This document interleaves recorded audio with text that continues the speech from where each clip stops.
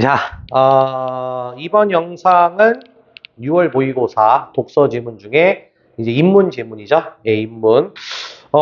인문 지문이 원래는 이제 그 역대 수능이나 모의고사를 그 기출로 보면은 그 우리 앞에 영상에서 했던 그 주제 통합 지문 있잖아요. 네, 주제 통합 지문으로 이 인문, 철학 지문이 주로 많이 출제됐고, 작년 수능에서도 이렇게 출제가 됐습니다. 근데 올해는, 올해 6월 모의고사는 앞에, 그죠? 사회 분야와 관련된 게 주제 통합으로 나온 거고, 사회 분야 지문과 관련돼서. 그 다음에, 인문 지문이 단독으로 이렇게 출제가 됐습니다.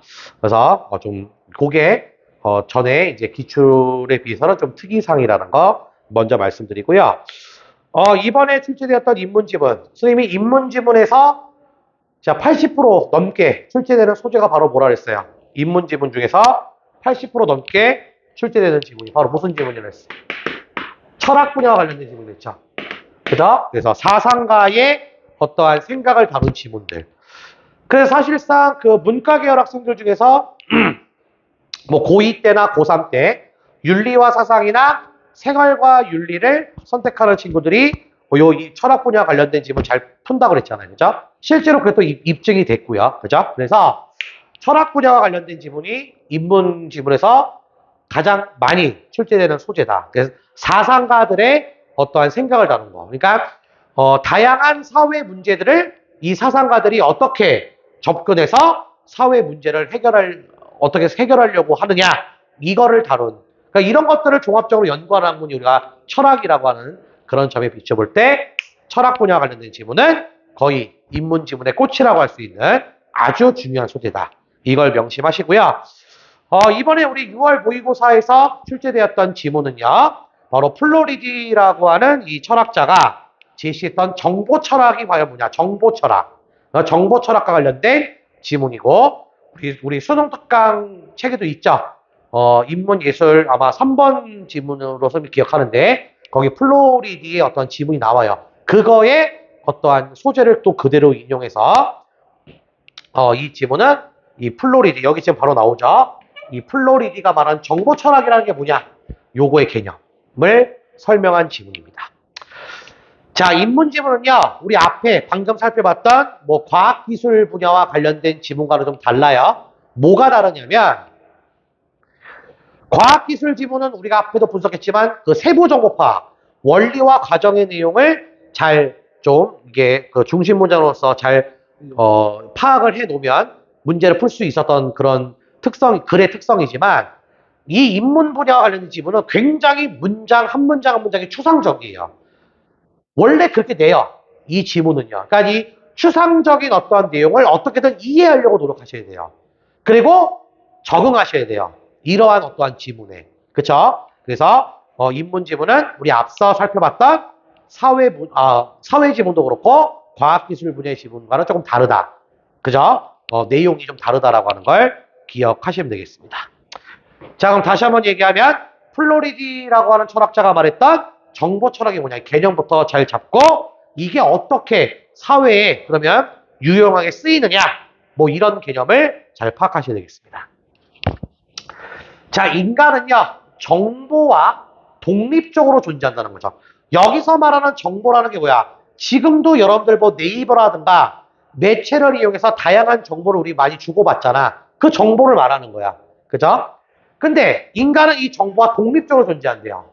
그리고 정보는요, 인간의 도구에 불과하다는 이른바 인간 중심주의와 달리, 근데 달리 이거 중요하다 그랬죠? 달리. 자, 이게 이제 어떻게 보면 색깔 표시를 좀 할게요. 이게 바로 뭐야? 이게 중심 소재죠.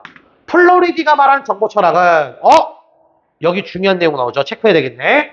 인간을 하나의 정보적 존재로 인간 중심주의 사상에서의 정보는 인간과 정보를 개별적으로 판단하는데 플로리는 아니라는 거죠. 합쳐서 생각해야 되는 거죠. 즉 인간 이코로 정보다. 맞아? 인간 이코로 정보다. 이렇게 파악하는 게 플로리디가 말한 정보 철학의 큰 목적이죠. 인간을 포함한 세계에 대해 모든 존재는요, 다 그 속성과 행위가 정보로 환원된다는 거죠. 그래서 하나로 본 거죠. 조금 추상적이잖아. 그지? 선생님 아까 얘기했잖아. 가령 이런 게 선생님이 예시라고 그랬죠. 예시에서 잘 이해해봐. 내가 빵을 사는 행위를 하는 건 내가 빵을 산다는 정보라는 거죠. 빵이 먹고 싶어. 그 빵을 산다. 이 정보라고. 이렇게 하나의 정보라고. 이렇듯 여기 또 나오네. 속성과 행위가 정보로 환원되는 정보적 존재를 플로리디는 뭐라고 부른다? 인포그. 딱 표시해. 요걸 인포그라고 해요. 뭔가 얘들아 좀 인포메이션의 좀 그런 단어의 냄새가 나잖아. 그죠? 그냥 얘기하는 거야, 선생님. 그쵸? 다시 한번 개념 나오죠, 개념. 인포라는 개념 다시 한번 정보적으로 상호 연결돼 영향을 주고받는다는 그런 거죠. 인포라는 게. 그럼 여기서 상호 연결되었다는 것의 의미는 다른 정보를 변화시킨 행위자, 즉 주체인 동시에 다른 정보에 의해 변화되는 대상. 또 추상적이죠. 또 나오죠. 예시 봐봐. 그러니까 인포라고 하는 개념을 여기서 잘 잡으셔야 돼요. 봐봐.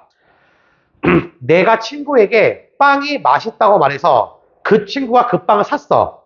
그럼 나의 음성 정보는 그 빵이 지닌 속성이라는 정보에 촉발된 대상.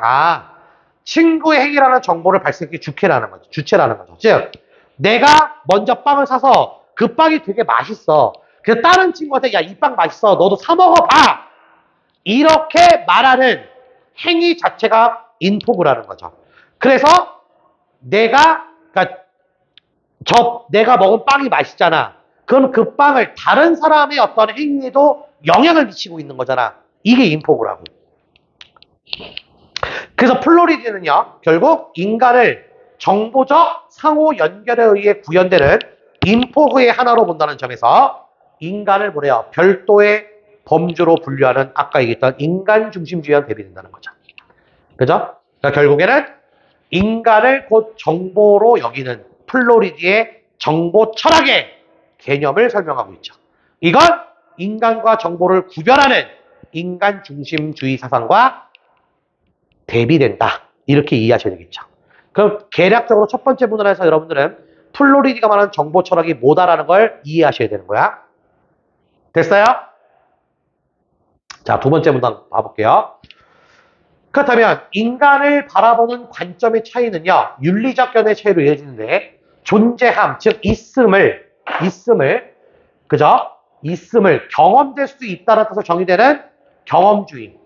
이게 이제 중세의 어떠한 그 서양 철학의 아주 중요한 메카였죠. 경험. 즉 어떠한 인간이 이제 도덕적으로 어떠한 판단, 도덕적으로 어떠한 행위를 판단하려면 그 행위를 직접 경험해야 된다는 게 경험주의자들의 논리거든요. 이게 즉 있음을 경험될 수 있다는 것과 달리 인포그의 있음은 다르죠. 있음은 상호 연결의 주체와 대상이 될 수 있다는 뜻. 항상 연결이라는 요 상호 연결이라는 단어가 중요하네.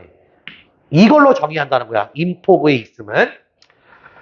그래서 그러한 연결 속에 인간을 비롯한 모든 인포그들은 동일한 권리는 아니지만 각자의 본성에 적합한 방식으로 있음을 나름의 권리를 가진다고 플로리디는 주장한다는 거죠.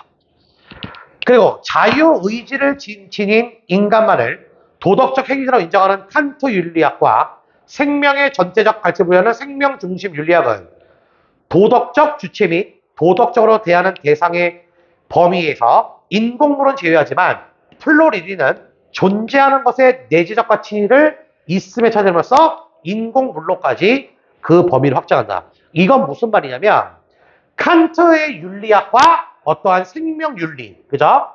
생명중심 윤리학에서는 오로지 인간 또는 동물, 즉 생명체만이 자유의지가 있다고 판단하는 거야. 근데 플로리는 아니야. 무생물, 사물들, 인공물에도 뭐가 있다? 자유의지가 지녔다. 이렇게 판단한다고. 왜? 인간 이코로 정보라고 판단했으니까. 됐습니까? 이러한 차이를 보이고 있네요. 그래서 플로리디는요, 그죠? 인포그와 상호 연결망을 망라하는 공간을, 인포그와 어떠한 공간의 어떠한 연결, 이거를 최종적으로 뭐라고 한다? 인포스피어, 이렇게 칭한다는 거죠.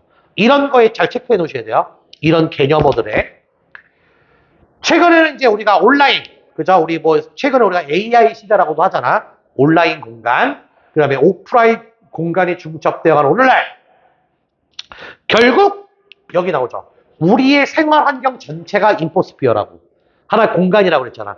그러니까 인포어가 실행되는, 인포그가 실행되는 공간이 인포스피어니까. 이게 지금 우리 생활 환경 전체를 의미한다. 근데 이 공간은요, 기존 공간과는 다른 이해를 요구한대. 예시, 여기서 이해를 했죠? 예를 들어, 뉴턴이 생각한 공간은 주체나 대상과는 관계없는 절대적 것이었는데, 그치? 여기서 인포스피어는 뭐래요? 대상과 주체가 서로 의존함으로써 존재하는 공간이자 대상이 추상화 층위를 통해 인식되는 공간이래요. 아, 또 어려워, 이게, 그죠? 그러니까 이런 게 다, 선생님이 얘기했잖아. 인문지문의 특징이라니까? 굉장히 문장이 추상적이잖아. 그죠? 너희가 봐도. 이해하려고 해야 돼. 그럼 좀 더 보자. 여기서 말한 추상화 층이라는 말, 졸라게 또 어려운 말이 나왔어요. 그죠? 여기 딱 나오죠. 뭐래요? 추상화 층이란 주체의 목적이나 관심을 반영함으로써 주체와 대상 사이의 인식적 관계를 매개하는 경로래요. 이것도 어렵죠. 쉽게 설명해 줄게요. 내가 아까 플로리디가 말하는 정보 철학의 핵심은 뭐였죠? 모든 인공물까지 인간처럼 여긴다는 거잖아. 생물처럼 여긴다는 기억나죠? 그죠? 그러니까 이 말은 결국 뭐냐면 내가 어떠한 대상물을 파악하려고 해. 인식하려고 할 때 뭔가 관심을 가져야 제가 뭔지를 내가 알 거 아니야. 그때 관심을 반영함으로써 나와 대상 사이의 인식적 관계를 이렇게 좀 연결시켜주간 내가 어떠한 대상인 쟤를 알려고 할 때 쟤를 어떻게든 알고자 하게 만들어주는 하나의 통로가 추상화층이라는 거죠. 그죠? 그러니까 쉽게 말하면 내가 어떠한 뭐 대상물, 예를 들면 A라고 하는 대상물을 알고자 할 때, 인식하고자 할 때 나와 이렇게 나와 대상물 사이를 얘가 뭔지 인식하게 해주는, 알게 해주는 이러한 통로와 같은 역할을 해주는 게 바로 뭐다? 얘가 추상화층이다. 이렇게 여러분들은 이해하면 편하실 것 같아요. 그죠? 이렇게 통로 역할을 한다는 거죠. 맞아? 자, 예시 또 나오자. 볼게요. 내가 어떤 차를 구매한다고 할 때 안정성을 목적으로 추상화층이라 선택했을 때는 어떻게 그 차를 선택할 때 나는 나를 차에서 무조건 안전해야 돼. 내가 만약에 사고를 나더라도 내가 좀 덜 다쳐야 돼.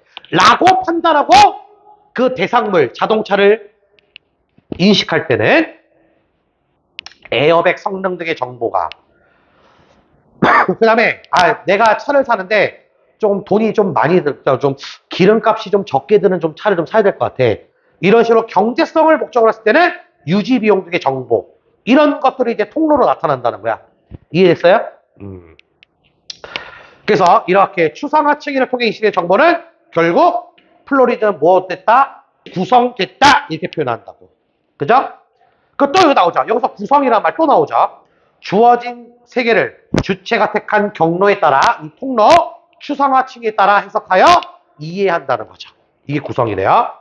즉 이런 것도 결론으로 할 때 선생님이 플로리디에 따르면 인포스피어라는 공간은 주체가 발견한 것도 주체가 만들어낸 허구도 아니야. 있는 그대로 정보 가지고 판단한다는 거잖아. 그죠? 그래서 마지막에 나오죠. 정보 철학이라고 하는 거 여기 나오죠. 삶의 터전이 온라인으로 확장되는 한편 요새 아까 얘기했지만 AI, 인공지능 등의 비인간 행위자가 인간과 공존하는 현대의 변화를 통찰한다는 의의를 가진다. 그래서 이 플로리디는 이제 현대 철학자예요, 참고로요. 그래서 최근에 어떠한 이제 온라인 시대, 그죠? 매체를 활용해서 정보를 파악하는 시대에 가져야 할 어떠한 역할, 이런 것들을 설명한 게 방금 얘기했던 플로리디의 정보 철학의 핵심이다라고 하는 거. 됐습니까? 이렇게 분석하시면 되겠습니다. 자, 그럼 이제 14번 문제 여기 좀 볼게요. 자, 이 글의 중심 화제였죠. 바로 물어보죠. 플로리디의 정보 철학에 대해서 맞는 거 골라주겠습니다. 자, 근데 이것도요. 아까 우리 그 과학기술 지문에서 했었던 일치불일치 있죠. 일치불일치의 변형 문제다. 이렇게 보셔도 돼요. 14번 문제가. 그죠? 일치불일치처럼 풀라는 얘기야, 선생님 얘기는. 자, 1번 볼게요. 아까 있음 개념 있었죠, 있음. 그죠? 있음의 개념은 경험주의에서 정형과 같은 뜻을 지닌다라고 있어요. 아까 플로리디의 정보처에 말하는 있음과 경험주의 있음이 같은 개념이었어요. 예? 이거 틀리면 안 되죠. 이런 거 이해 못하면 안 되죠. 다른 개념이었죠. 2번. 인간과 영향을 주고받는 정보도 모두 음성 정보 형태로 전달됩니까? 네? 음성 정보와 관련이 있습니까? 물론 이제 그 음성 정보도 있지만 행위라는 또 정보도 있죠. 음성 정보도 있고 행위라고 하는 이른바 행위 정보도 포함시켜야 되겠죠. 아까 얘기했잖아. 내가 야, 이 빵 맛있으니까 너도 먹어봐. 이게 음성 정보인데 실제로 내 친구가 내가 말한 음성 정보 그 빵을 샀잖아. 그럼 이것도 뭐야? 행위 정보잖아, 그게. 이것도 포함시켜야죠. 그죠? 모두라고 했기 때문에. 그럼 이것도 틀렸죠. 행위 정보를 포함시켜야 된다. 3번. 사물이지의 속도와 마찬가지로 인간이지의 속도 또한 알았지. 바로 나오네요. 이게 환원된다. 사물을 인간과 같은 속성으로 여긴다는 거. 맞아, 아니야? 이거잖아, 이거. 이게 핵심이었죠. 3번 정답이 됨을 확인할 수 있었다는 거죠. 됐습니까? 네. 15번 갈게요. 자, 기억의 의미. 그죠? 항상 이게 문장의 어떠한 그 의미를 물어보는 거. 기억 뭐였어요? 아까 이거.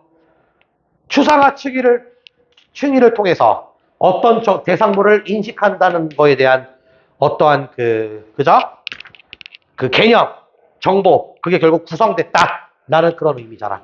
그럼 그 의미를 한번 보도록 할게요. 1번 볼게요. 또 맞는 거 골라주랬죠? 인포구가 속한 공간은 오프라인 공간이 아니라 온라인 공간이다. 아니죠. 둘 다에 해당된 거였죠. 맞아, 아니야? 둘 다에 해당됐어요. 2번. 주체가 어떤 추상화 층위를 택하는가에 따라 인포구는 행위자와 대상 어느 하나 아니죠. 둘 다 해당됐죠. 서로 연관이 있다고 했으니까. 틀렸죠? 3번. 추상화 층에 의한 주체와 대상 사이의 매개는 인포구가 가지는 속성에 대한 인식이 모임을 보장한대요. 객관적. 항상 이런 단어에 주의하셔야 돼요. 객관적이라는 거 한번 표시해보세요. 이 단어에 표시해봐. 이런 거를 주의하셔야 된다고요. 그러면 보통 뭐야? 객관적이라고 하는 것은 이 단어는 선생님이 이런 것들을 하나하나의 언어적 감이라고 난 얘기하는데 객관적 이런 단어가 나오면 반대 개념이 우리 항상 떠오르잖아. 뭐야? 반대 개념이 주관적이라는 거. 이런 개념도 같이 생각해 줘야 된다는 거야. 수능시험 문제를 풀 때는요. 이해됐습니까? 자, 그러면 3번에서 말하고자 하는 의미는 결국 뭐야? 세 번째 문단에 있죠. 아까 세 번째 문단에 보면요. 추상화층에 의한 주체와 대상 사이의 매개는 주체의 목적이나 관심을 반영으로써 주체의 목적이나 관심은 그죠? 뭐일 수 있어요. 내가 생각하는 거는 객관적인 거야, 주관적인 거야? 주관적인 거잖아. 아까 빵을 예를 들게. 저 빵이 맛있다라고 하는 건 내 주관적인 생각이지 객관적인 생각이야. 왜? 다른 사람들은 저 빵을 맛이 졸라 없다고 생각할 수 있잖아. 저 빵이 맛있다고 하는 건 내 주관적인 생각이라고. 이게 포인트 아니니? 객관적임을 보장할 수는 없는 거죠. 이것도 생각을 해야 되겠죠. 그래서 틀렸죠, 3번도. 그죠? 이렇게 푸는 거야. 4번. 인포그들이 서로 의존함으로써 존재하는 공간을 추상화 층위를 통해 전적으로 만드는 요 단어가 중요하죠. 허구였습니까? 허구였어요? 아니죠. 맨 마지막에 있었잖아. 맨 마지막에. 세 번째 문단에 플로리디는 이것들이 만들어낸 공간이 아까 뭐였어요? 이것들이 아까 만들어낸 공간을 뭐랬어요? 아까 이것들이 만들어낸 공간 아까 뭐라고 그랬니?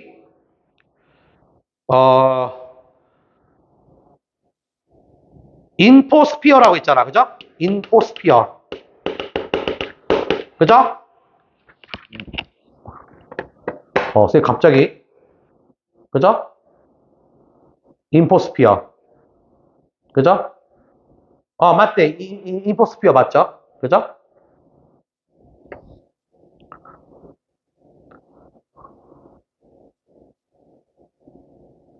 그죠? 자, 그러면 이 공간이 이제 뭐야? 이 공간이 이제 인포스피어라는 점에서 이게 허구가 아니라고 했잖아. 그죠? 허구가 아니라고 했잖아. 그럼 틀렸고요. 맞죠? 그럼 5번이 답이 되느냐 볼게요. 인포그가 지닌 속성이라는 정보는 주체가 자신을 넣어서 세계를 어떤 관점에 통해 그렇죠. 인식하는 거죠. 인식. 내가 여기 써놨잖아. 얘들아 보여요? 내가 여기 써놨잖아. 인식이라는 말. 이게 인포그의 핵심이었죠. 그럼 5번 정답이 되면 확인할 수 있다. 맞습니까? 네. 자, 16번 갈게요. 기억에서 미음에 대해서 판단한 것으로 적절하지 않은 거래요. 자, 이것도 일치, 불일치 변형 문제거든요. 똑같이 풀어주시면 돼요. 접근해 볼게요. 적절하지 않은 거래. 기억. 그럼 기억부터 봐야 되겠죠? 인간은 무엇이 그 본성에 적합한가와 무관하게 다른 인공물들과 동일한 권리를 갖는답니다. 동일한 권리를 갖는다. 그럼 이게 아까 뭐였어요? 인간과 뭐였어요? 뭐야? 정보, 대상물이죠? 정보, 대상물, 동일한 권리 갖는다. 이 얘기잖아. 그럼 기억 볼게요. 1번 볼게요. 기억은 플로리드 입장과 상충하지 않는다. 에?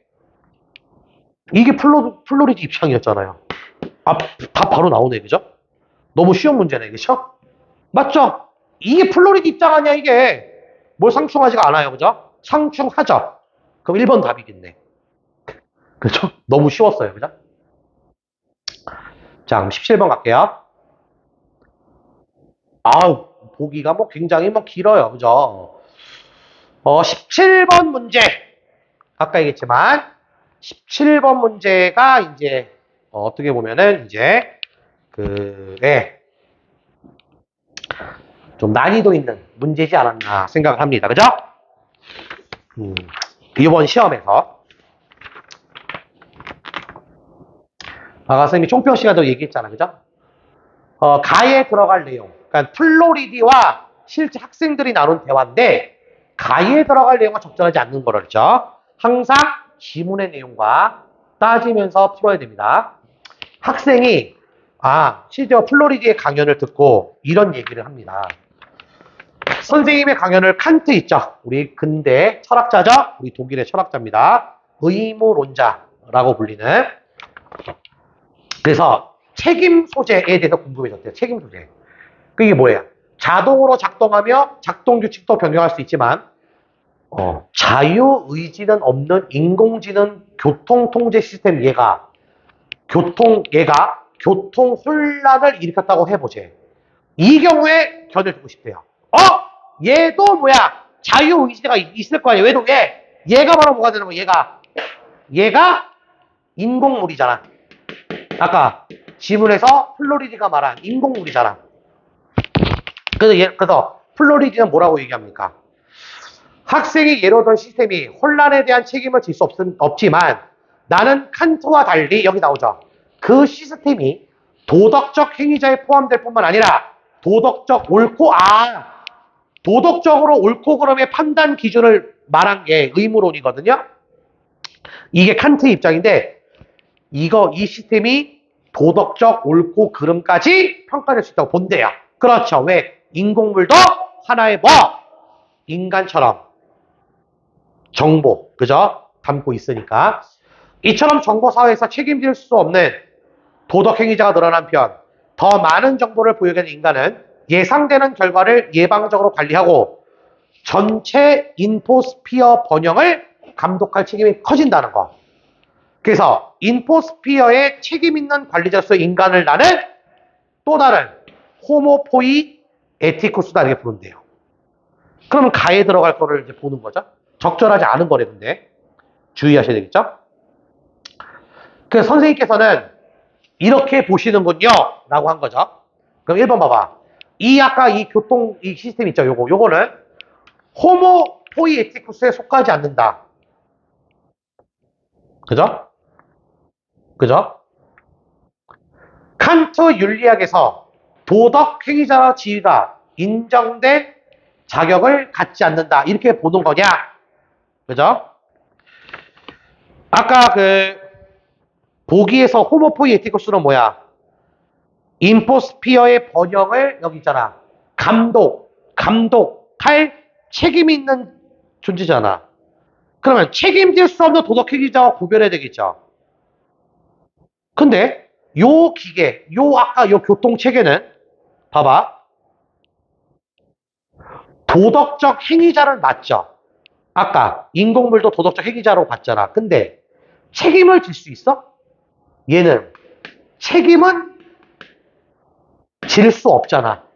그러기에 책임을 질 수 있는 인간을 아까 뭐라고 불렀어요? 누구야? 플로리디가 호모포이 에티쿠스라고 불렀잖아. 근데 얘는 책임은 질 수 없기 때문에 도덕 호모 에피쿠스에 속하지 않다라고 보는 거죠. 맞죠? 속하지 않죠. 칸트 윤리학에서 도덕적 행위자로서 지위가 인정될 자격을 그래서 갖지 않는다고 볼 수 있는 거죠. 그렇기 때문에. 그죠? 그럼 1번은 맞는 내용이 되는 거죠. 그죠? 오답 구별을 잘 하시라 했어요.